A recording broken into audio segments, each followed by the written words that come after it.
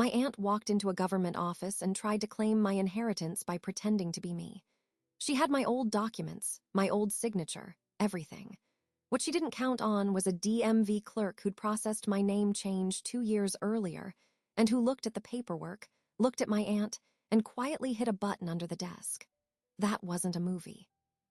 This happened to a 27-year-old woman named Samantha, and the scheme her aunt attempted exposes a terrifying gap in how inheritance claims are verified.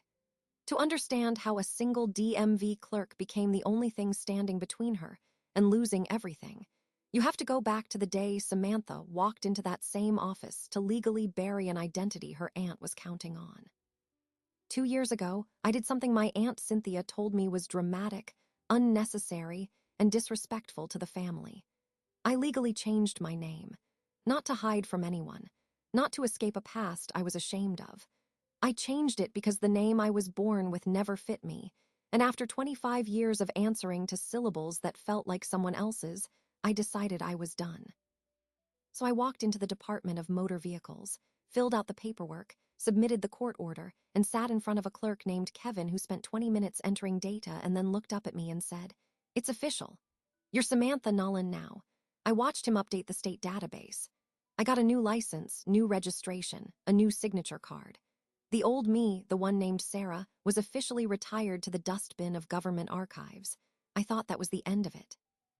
What I didn't know was that my Aunt Cynthia had been watching the mail at my grandmother's house for months. My grandmother, Eleanor Vance, had died 7 weeks earlier, and I was named as the primary beneficiary of her estate. It wasn't a massive fortune. $160,000, a condo in Scottsdale, and a savings bond she'd been nursing since the 90s. But to Cynthia, my mother's older sister, it was everything she believed she deserved and felt cheated out of. The will was clear. Eleanor had cut Cynthia out almost entirely, leaving her only a small fixed sum and a note that said, "You know why." Cynthia had contested it, then dropped the challenge when the attorney made it clear the no contest clause would leave her with nothing. But dropping a legal fight isn't the same as accepting defeat. Cynthia had something I didn't know she'd kept. A copy of my old birth certificate with my original name, an expired state ID that had fallen out of my bag during a visit 3 years ago, and a stack of mail she'd been intercepting from the executor's office that still referenced Sarah Nolan because of an administrative oversight. She had the paperwork to become me. The only thing she didn't have was a current government-issued photo ID with my new name, which the estate lawyer required for the disbursement hearing. And that's when Cynthia realized there was one place where my old identity still lived in a government database, and one agency that could accidentally hand her the keys to my inheritance. The DMV. Specifically, the branch on Cactus Road, where I'd renewed my license 4 times before I changed my name. Cynthia knew that office because she'd driven me there once when I was 19 and my old Honda had died. She sat in the plastic chair scrolling her phone while I waited in line. 6 years later, that memory became her plan. The state of Arizona doesn't automatically erase every trace of your old identity. If someone walks in with a birth certificate and an expired state ID that hasn't been flagged as stolen, and if they look close enough to the photograph to pass a casual glance, they can request a replacement license. They might even get it, unless the clerk happens to have a memory for faces and a database alert already attached to the name they're searching. Cynthia prepped for weeks. She practiced my old signature until her wrist ached. She studied the details on the expired ID like she was memorizing a script. She made an appointment for a Tuesday morning, the slowest window at the DMV, and arrived wearing a navy blouse similar to one I'd worn in an old family photo. She even brought a utility bill with my grandmother's address as proof of residency, because she'd been intercepting the executor's mail and had watched my name appear on documents I never received. I didn't know any of this at the time. I was 200 miles away in Flagstaff, preparing for the probate hearing, assuming the only family drama I'd face was Cynthia's cold stare across the conference table. I didn't know she was about to walk into a government building and attempt to resurrect a person I'd legally buried. But Kevin knew. Kevin Delgado had been a DMV clerk for 9 years. He'd processed tens of thousands of transactions. Name changes, address updates, license renewals, the whole indifferent machinery of bureaucracy. Most of it was muscle memory. Scan the document, type the numbers, squint at the photo, hit approve. But 2 years earlier, when I'd stood at his counter with a court order and a look of quiet determination, he'd paused. He didn't say much, just verified the paperwork and asked if I wanted to take a new photo. I said yes. I smiled for the camera, the first time I'd smiled for a government ID. And when the system updated my name, a small flag appeared in the database that only DMV employees could see. Previous identity linked, fraud alert recommended for cross-reference on any document submitted under old credentials. It wasn't a block, just a quiet suggestion to look twice. Most clerks never noticed it. Kevin did. So when Cynthia stepped up to his counter on that Tuesday morning, slid my old birth certificate and expired ID under the glass, and politely requested a replacement license because she'd lost her current one, Kevin entered my old name into the system and saw the flag instantly. Then he looked at the photo on the expired ID. It was me at 19, fresh-faced, auburn hair parted off-center. Then he looked at Cynthia. She was 53, her hair dyed a shade too dark, her jaw set with a tension that 27 years of living hadn't yet etched into the girl in the photo. The resemblance was there. Family always shares bones, but it wasn't perfect. And Kevin had a memory for faces.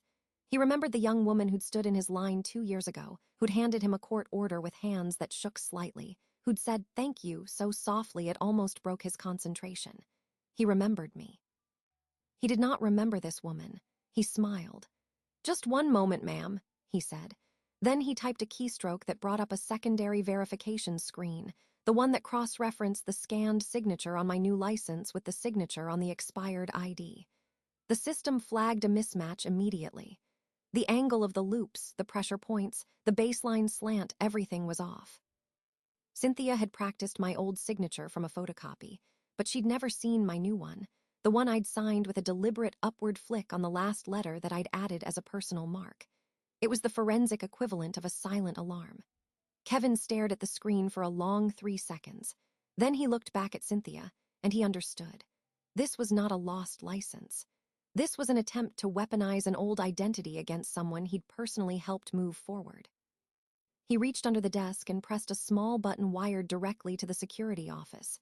Not a panic button, just a customer assistance request that would bring a supervisor and 2 armed guards to counter 7 within 45 seconds. Then he kept his face neutral.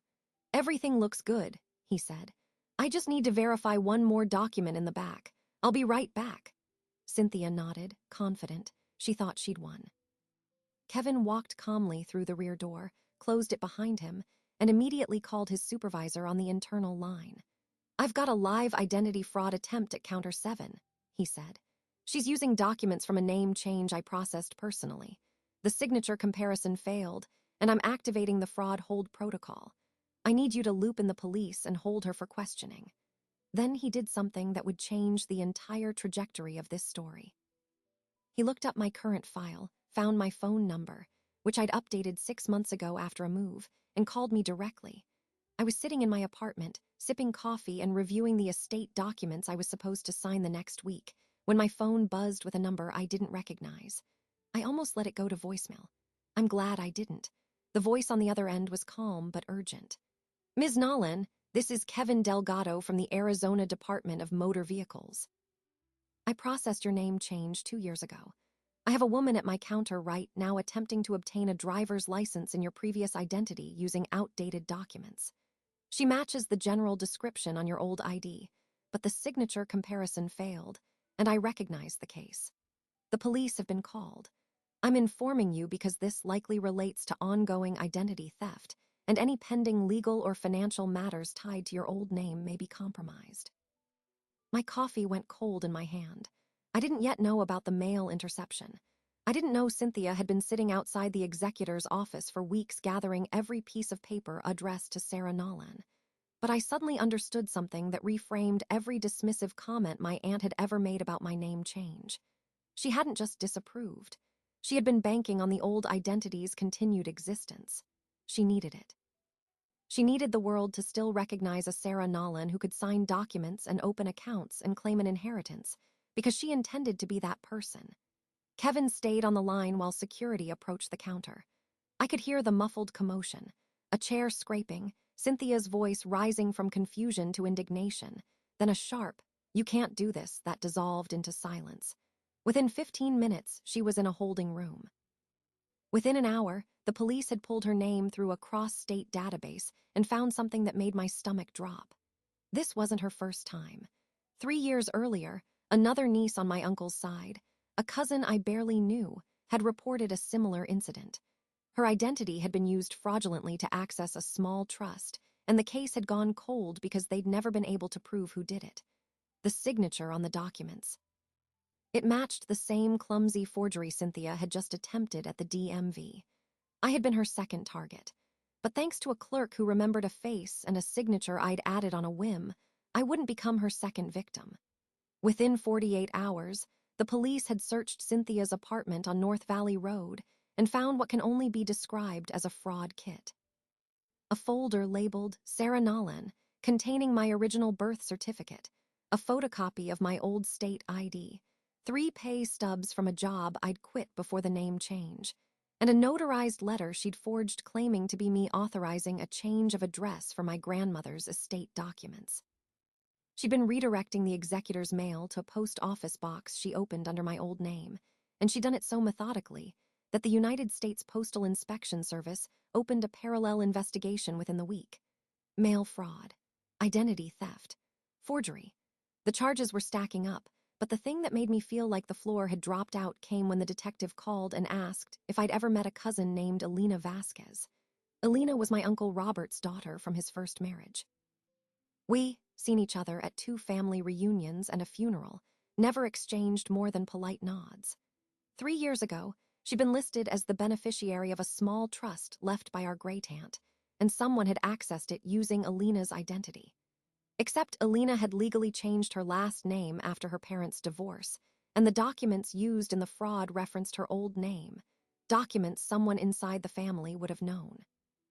The case went cold because no one could prove who'd done it, and Alina told me later she'd spent 2 years feeling paranoid, wondering which relative had stolen from her and walked away clean. Now the detective had a signature comparison linking the forged trust documents to the same hand that had tried to sign my old name at the DMV. Cynthia's hand. My aunt hadn't just targeted me. She'd been practicing on family members for years, targeting people whose identities had been legally updated, so the old records would create just enough confusion to slip through cracks in the system. The detective asked if I'd be willing to testify. I said yes before he finished the question. But the real escalation happened when my grandmother's estate attorney, a woman named Diane Ferrara who'd been handling the probate since Alina's death, called me with information that changed everything. She'd been reviewing the will when one of her paralegals flagged a clause I hadn't known existed. My grandmother, Alina Vance, had been a legal secretary for 32 years before she retired. She'd seen families tear themselves apart over inheritance disputes, watched siblings forge signatures and cousins lie under oath, and she decided that if anyone tried to steal from her estate, they'd pay for it. So she inserted what's called a fraud forfeiture clause into her will. The language was simple. Any beneficiary who attempted to defraud, challenge in bad faith, or otherwise interfere with the lawful distribution of the estate would automatically forfeit their entire share, and that forfeited amount would be redistributed to the remaining beneficiaries. Cynthia had been left a small fixed sum, $20,000, a gesture Alina made out of obligation, not love. But by attempting to claim my inheritance through identity fraud, Cynthia had triggered the clause. She wouldn't just face criminal charges. She'd lose the one thing she'd actually been entitled to, and that money would be added to mine. I sat on my couch and stared at the wall for a long time after that call, not because I wanted Cynthia's money. I didn't. But because my grandmother, who'd been gone for weeks, had somehow reached forward from her death and protected me from a scheme she couldn't have predicted. She hadn't known Cynthia would try to steal my identity, but she'd known something like this was possible. She'd known who her daughter was, and she'd built a legal trap into her final wishes that her daughter walked right into. The following Sunday, I drove to Alina's apartment in Tempe with a box of pastries and a folder of the documents the detective had shared. We sat at her kitchen table, and she told me the whole story. How the trust money had vanished before she even knew it was hers. How the bank had shown her a signature that looked close enough to hers to pass a cursory check. how she'd suspected a family member but couldn't prove it, and how the shame of being stolen from by someone who shared your blood had made her withdraw from everyone. She stopped coming to holidays. She stopped answering calls. She carried the weight of that theft alone for 3 years. And now, because a DMV clerk named Kevin had pressed a button under his desk, the forensic signature analysis from Cynthia's failed attempt was the missing piece that could reopen Alina's case. I slid the folder across the table, and Alina opened it. She looked at the signature comparison, at the police report, at the image of Cynthia's forged documents. She didn't cry. She just nodded slowly, the way you do when something you've known in your gut is finally confirmed. She used my dead name, Alina said quietly, just like she used yours. We talked for 3 hours that afternoon, not just about the fraud, but about what it felt like to build a new identity and then watch someone dig up the old one like a weapon. We'd both done the work of becoming ourselves, legally, publicly, permanently. And our aunt had seen that transformation not as something to respect, but as a vulnerability to exploit. The case against Cynthia moved faster than anyone expected. The postal inspector found nearly 40 pieces of redirected mail, including estate documents, bank statements, and a pre-approved credit card offer in my old name that she'd already filled out. The notary she'd used for the forged change of address form didn't exist. She'd fabricated the stamp from a template she'd downloaded online. And when the police cross-referenced her financial records, they found a pattern: small, irregular cash deposits over 3 years that aligned with the timeline of Alina's stolen trust. The district attorney added charges for the prior case, and Alina became a co-complainant. For the first time in 3 years, she had standing. She had evidence. She had a name. And I had to make a decision that was harder than it sounds. I could have let the estate proceed quietly. I could have taken my inheritance, closed the probate, and walked away. But Diane Ferrara explained that enforcing the fraud forfeiture clause required me to formally notify the court of Cynthia's actions, which would make the whole thing public. The DMV incident, the mail fraud, the forged documents. It would become a matter of record.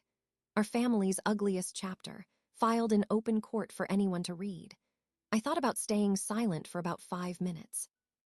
Then I thought about Alina, who'd been silent for 3 years and got nothing but a cold case and a scarred family tree. I told Diane to file the notification. Cynthia would lose her $20,000. Alina's case would be reopened, and a line would be drawn in permanent ink. This family does not protect thieves just because they share our blood. The probate court took less than 4 minutes to read Diane's notification, review the fraud forfeiture clause, and issue an order stripping Cynthia of her $20,000. The judge, a woman in her 60s who had seen more inheritance disputes than anyone in the county, looked over her glasses and said one thing before she signed. Your grandmother knew exactly what she was doing. The forfeited amount was reassigned to me, not because I asked for it, but because Alina had written the language that way. Every dollar Cynthia tried to steal was now legally attached to the beneficiary she'd tried to steal from. It was the most complete reversal I've ever seen, and it happened in the same courtroom where Cynthia had originally challenged the will. She didn't show up that day. She was in a holding cell awaiting arraignment on 4 felony counts. 3 weeks later, the postal inspector's report landed on the district attorney's desk. 41 pieces of redirected mail, a forged notary stamp, a change of address form I'd never signed, a credit card application in my old name that had been approved and activated, and beneath all of that, a pattern, the same signature, the same clumsy loop on the lowercase, that had flagged the DMV system. It matched the trust disbursement documents from Alina's case perfectly. The DA consolidated the charges: identity theft, forgery, mail fraud, and attempted theft from an estate. Cynthia's attorney tried for a plea. The court gave her 18 months in state prison, 5 years of supervised probation, and a restitution order that would garnish any future income she ever earned. Her real estate license, which she'd used for 20 years, was revoked permanently. The state's licensing board cited moral turpitude, and the suspension notice was posted publicly. Alina got the call on a Thursday morning. The cold case detective told her that the forensic signature analysis from my aunt's DMV attempt had been cross-matched to the forged trust documents from 3 years ago. The evidence was now sufficient to reopen her civil claim. She didn't just get her trust back.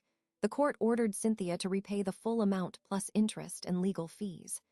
The check arrived in a plain white envelope with no note, just a cashier's draft for $47,000. Alina told me later that she cashed it, paid off her student loans, and then sat in her car in the bank parking lot and cried for 20 minutes. Not from joy, from the strange and heavy relief of finally being believed. I returned to the DMV on Cactus Road 6 weeks after the arrest, not for any paperwork, but to find the man who'd pressed the button. Kevin Delgado was at counter 7, same station, same calm expression. When I walked up, he recognized me instantly. I didn't need to say my name. I thanked him. He nodded, then told me something I never expected. 15 years ago, someone had used his own identity to open 3 credit cards and drain a savings account he'd been building for his daughter's college fund. It took him 2 years to clear the debt, and he never caught the person who did it. After that, he'd applied for the DMV job specifically because he wanted to be on the other side of the counter. He'd processed more than 60,000 transactions since then, and every time he saw a name flagged for previous identity changes, he paused. He looked twice. He said it was his way of making sure no one else got away with what had happened to him. A government clerk with a personal vow of vigilance. A silent promise kept one keystroke at a time. That afternoon, Alina and I met at a coffee shop in Scottsdale. We sat by the window with 2 lattes and compared notes like detectives closing a case. She showed me the cashier's draft. I showed her a photo of the fraud forfeiture clause from my grandmother's will. We traded stories about the years we'd spent shedding old names and building new ones, and about the relative who'd tried to weaponize that against both of us. By the time we left, she wasn't just a cousin anymore. She was someone who understood. We still talk once a week. The inheritance is one thing. That relationship is another. My grandmother, Alina, had been a legal secretary for decades before she retired, and she'd seen exactly how families tear themselves apart when money sits on a table. So she wrote a will that anticipated betrayal. She didn't just disinherit Cynthia entirely. She left her exactly enough to make the forfeiture painful. Then she added a clause that turned any attempt at fraud into self-destruction. She couldn't predict the DMV, couldn't predict Kevin, couldn't predict that I'd change my name. But she knew that if Cynthia moved, she'd overreach. And she did. 2 months after everything settled, I drove out to my grandmother's condo one last time before the estate officially closed.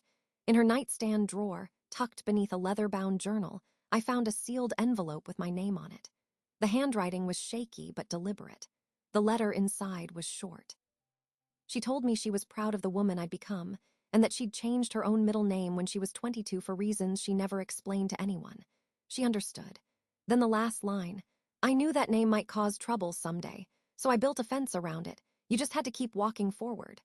She, written it 6 months before she died. She'd known. Most inheritance fraud stories you hear are about strangers overseas or hackers in dark rooms. But according to the National Center on Elder Abuse, nearly 60% of inheritance theft is committed by family members. The person most likely to try to steal what's yours shares your blood, your childhood kitchen table, your family photos. And they know exactly which documents you left behind, exactly which name you used to answer to, exactly which cracks in the system are big enough to crawl through. My Aunt Cynthia counted on those cracks. She counted on the fact that old government records don't update themselves, that probate courts are overloaded, that nobody looks twice at a signature unless someone gives them a reason to. She didn't count on Kevin Delgado, a man who'd been identity theft himself and chose to spend 9 years at a DMV counter making sure no one else's name was stolen in front of him. She didn't count on a grandmother who'd spent her career typing legal documents for families exactly like ours and decided hers would be different. And she didn't count on the fact that when you change your name, you're not just leaving something behind. You're drawing a line that makes it easier to see who's trying to cross back over. If this story stayed with you, ask yourself, who in your life knows your old documents, your former addresses, the paperwork you thought was no longer relevant? And what safeguards, however small, have you put in place? Share that in the comments. I read them. And if someone in your life is building a new identity, remaking their name, their documents, their future, send this to them. They need to know that vigilance isn't just for strangers. Sometimes the person you need protection from is already at the family dinner table. Hit like if you believe the Kevins of the world deserve more credit than they get. Subscribe if you want more stories about the moments where ordinary people and small decisions changed everything. I'll see you in the next one.